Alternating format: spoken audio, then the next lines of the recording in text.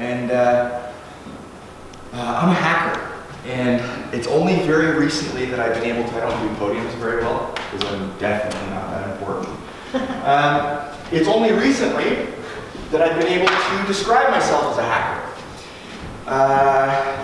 When I wrote this thing, I used to write for a paper in Brantford and a couple spots, and so it's like part of my byline. I'm an independent researcher. But I had what I would call a career win this summer. That I feel like I can officially don the stripes of a hacker. So tonight we're going to hopefully give you a better understanding of what the actual threat landscape looks like out there. Who these people are, what they're doing, why they're doing it, and what you can do to mitigate some of the risk. Those are very important words. To mitigate some of the risk. You will never, ever be safe on the internet. The internet's the Wild West. If somebody promises you otherwise, they're lying to you to make money. So, I'm a big fan of internet culture, so we're going to do a bunch of like YouTube videos and memes and stuff like that. This is an example of specifically what we're not talking about.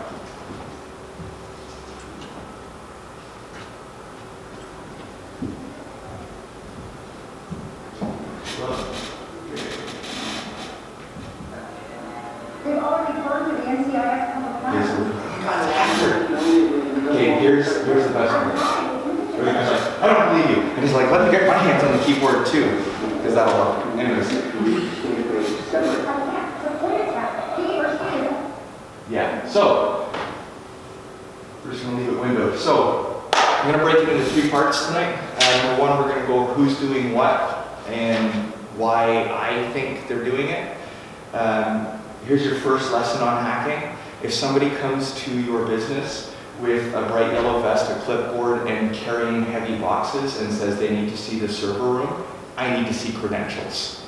Or like if you're not expecting an appointment from a Bell technician and a Bell technician shows up, if Hacker Bill was trying to get into your office, I would go to Value Village, find a Rogers cable or Bell telephone vest, spray myself with some water, carry a really heavy box, and because you're Canadian, you're going to let me in. I digress. So, let's start to build on some definitions. A hacker is somebody who takes an existing system and makes it do something it's not supposed to do. So here's how all of you can hack today. Next time you're in a big, huge building with an elevator, hold the floor number that you're going to and the close door button until the door closes, and you won't stop for anybody, up or down. That's what firefighters do to like get all the way up there. When this summer I attended a conference that I'll be referring to a couple times. It's like the Mecca for hackers. It's called DEF CON. It's in Las Vegas. I've wanted to go there for 10 plus years. And I'd be the guy like watching the recap videos. I finally got to go. I stayed in the Flamingo, and when I checked in and then I went into the elevator, DEF CON is a conference that's split into a number of sub-conferences called villages. One of the villages is the elevator hacking village. So I went into the elevator, and the first thing you do if you're a hacker is look down at the panel, and the panel door was open, and there was something plugged into it. And I was like, well, we're getting onto a different elevator at DEF CON this time around. A hacker can be, if you're going to define yourself as such, a white hat hacker, a black hat hacker, or a gray hat hacker. I'm a white hat hacker. I'm on the blue team. I'm a good guy. I use the same knowledge to defend networks. Black hat hackers use the same knowledge to break into stuff. Here's my aside about hats and hackers. I went to a conference in Toronto. It was in a bar. It's like a hacker night, and they get like a little, pop-up thing with a projector, and the bar was kind enough to give us Wi-Fi, and that guy who was actually presenting on like breaking into Syrian satellites and stuff like that, and I was like, that's how black helicopters show up to things like this, and you just gotta make the call and get out of there. But I met a guy, we went out to supper. When you go to a hacker conference of any kind, you don't identify yourself ever by your real name or by a name you've used on the internet. So the name I identify myself at these sort of conferences is Corvus Actual. That's my handle. So you go and say, hey, my name's Corvus Actual, how you doing? And I came to find out later, I was trying to get this guy's email, Twitter, sound thing so that we could work on some stuff and break some stuff. And he kind of tipped his hat. And he's wearing a black baseball cap. And I didn't know that that happened regularly. And he ended up telling me that he is a malicious black hat. He just gets paid to break into stuff that you're not supposed to break into, and he gets paid to destroy stuff. And I was like, oh, that's horrible. I like this guy. Why is this happening? I think that's an important thing to recognize so that we can figure out how to better protect ourselves by making the motivation a little bit less tasty for these guys. There's a couple different reasons. Ask a few guys, get a few different answers. Here's one of them. Obviously, money. Obviously, right? We'll talk about something called ransomware. Bad guys get paid a lot of money, to the tune of tens of millions of dollars, to propagate something called ransomware. Put it out there in the wild and let it do its thing. So that's the number one. The number two, as far as I can tell, is for power. That might be a nation state trying to gain political influence, much like Russia is right now in our country, in that respect by way of buying targeted ads on Facebook and trying to make you believe things. But this particular group, the Impact team, went to a major online company called Ashley Madison. These folks link people together who wish to pursue extramarital affairs. And they didn't like that. And so they broke into Ashley Madison, took their entire user database, and dropped it into a nice little searchable form on the internet so that anybody could search this form and find out if your significant other was a part of that. And it crushed their business, obviously. I think they came back from it, but it hurt them, definitely. This is the kind of spooky one, and I was saying earlier that we're not supposed to use, we being IT folks, are not supposed to use fear, uncertainty, and doubt when we're talking about security, because all it does is scare people, and fear doesn't motivate change. But sometimes it's kind of spooky. So, the third reason that I can find for this sort of action to happen is for people who just want to destroy stuff. So that would include, and we'll actually couple that with another one. Just want to destroy stuff, or it's fun to do that. And so, when I was at,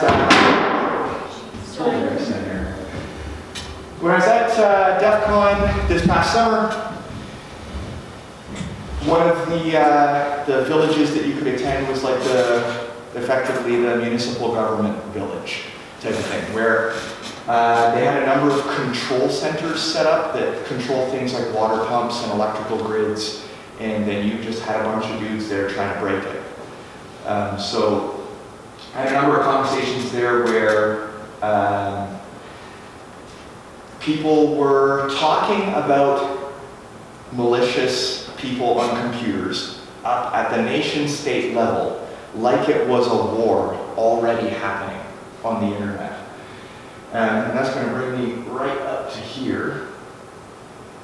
So we want to know who is doing this, just very generally speaking. And I know that today's political climate doesn't allow me to speak in generalities, but I'm gonna. So here's something called a live attack map. There's a bunch of them that you can go to. This is going to load and show you who's attacking who right now in real time. So that's a whole lot of packets that just went from the United States to Italy and Kazakhstan, ongoing, bang, bang, bang, bang, bang. Where I come from, I'm a nerd, right? So I play Warhammer, tabletop war games and stuff. This looks like a war game to me. This just looks like nation states attacking each other in real time. So,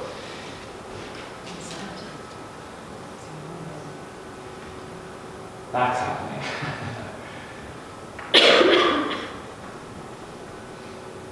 generally speaking, once again, the people who get caught, and the only reason they get caught is because they're 17 years old and they haven't figured out how to hide themselves correctly yet.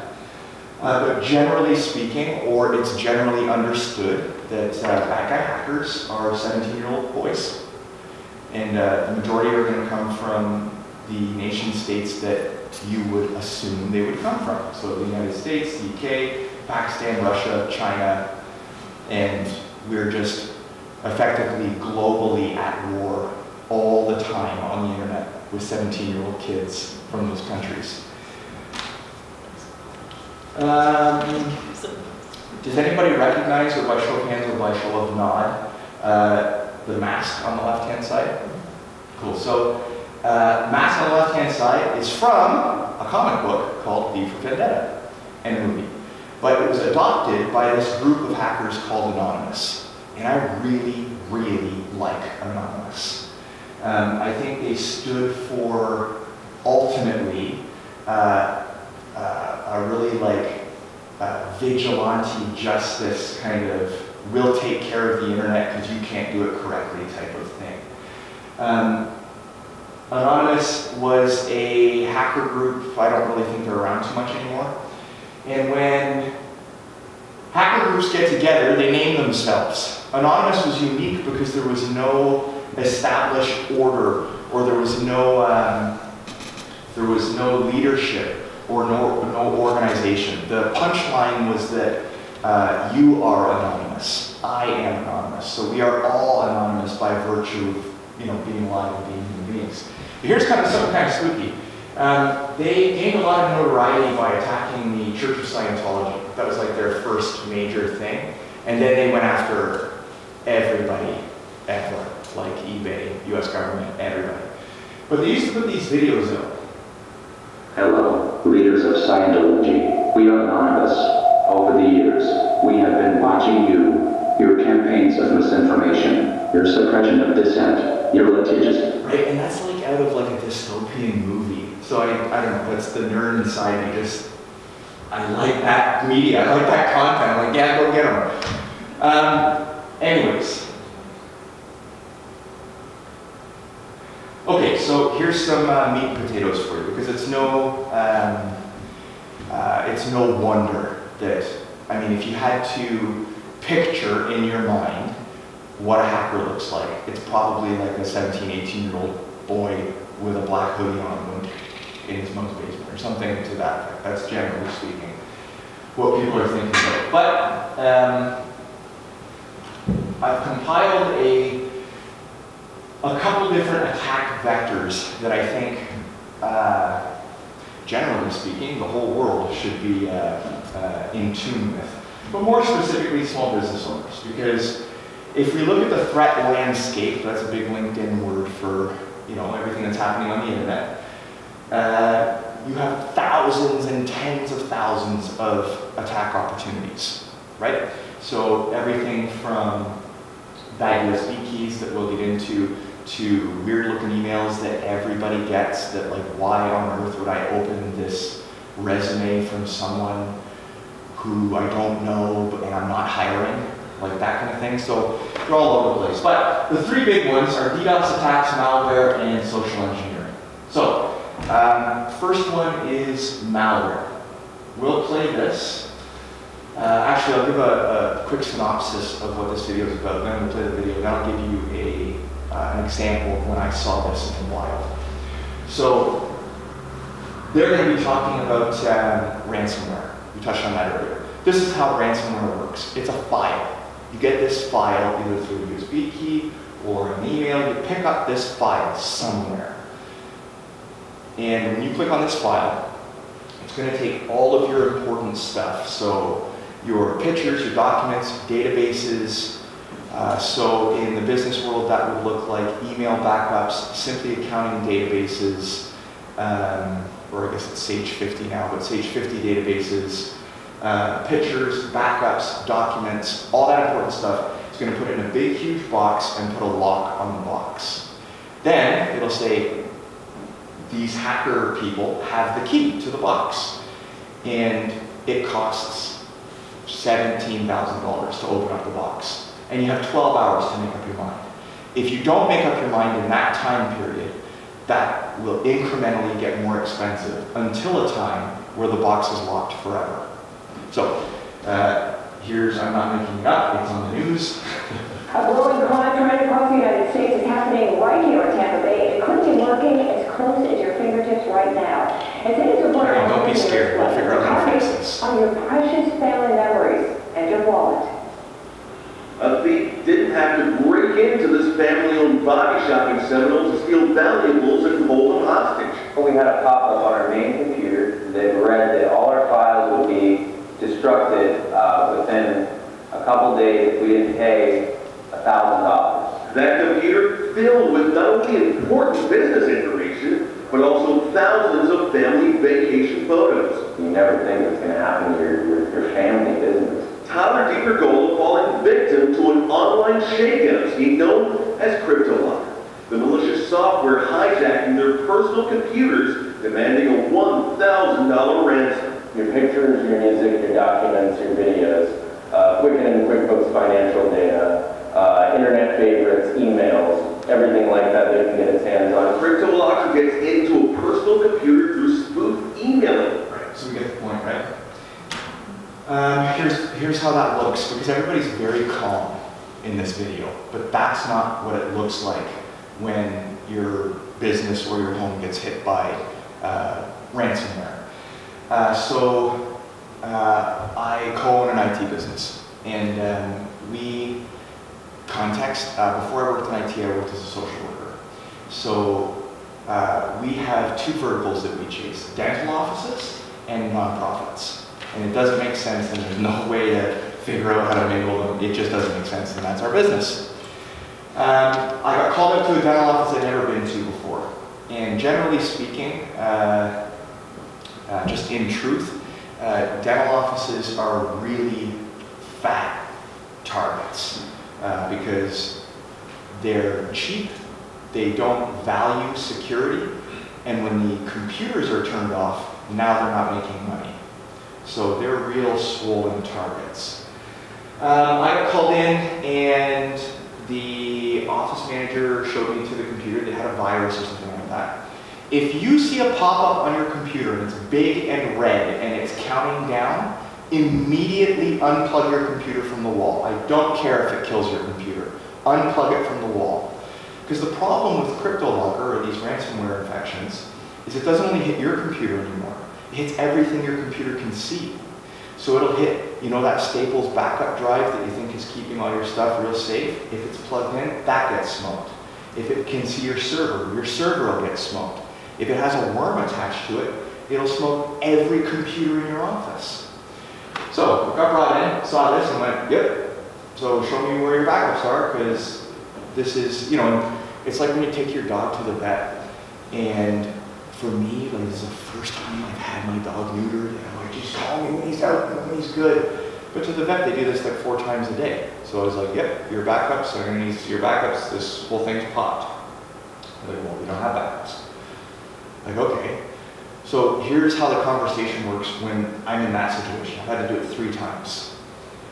I have to find a way for the client to understand that all of your files are gone forever, and there's no way to get them back. They're gone forever, for good, they're dead, it's over. Tomorrow morning, you're starting over with nothing.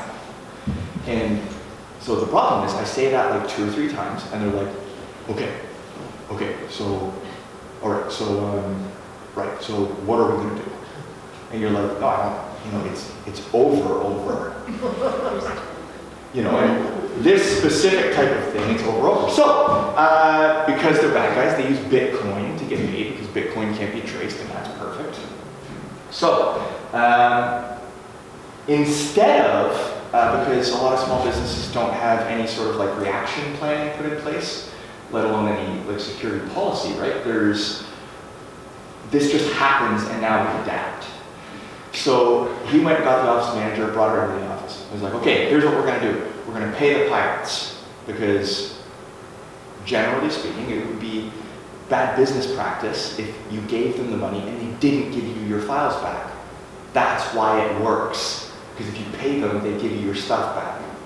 So he said, you're going to go with Bill down to, it's called the Vault of Satoshi. It got shut down because Bitcoin. And you're going to use your Visa to grab $7,000 worth of Bitcoin. And the business will reimburse you, but we need this to happen right now.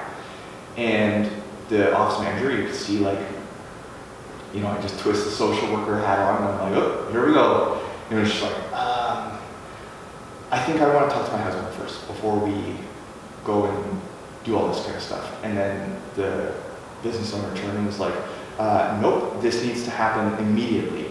Right, Bill? And it was like, later.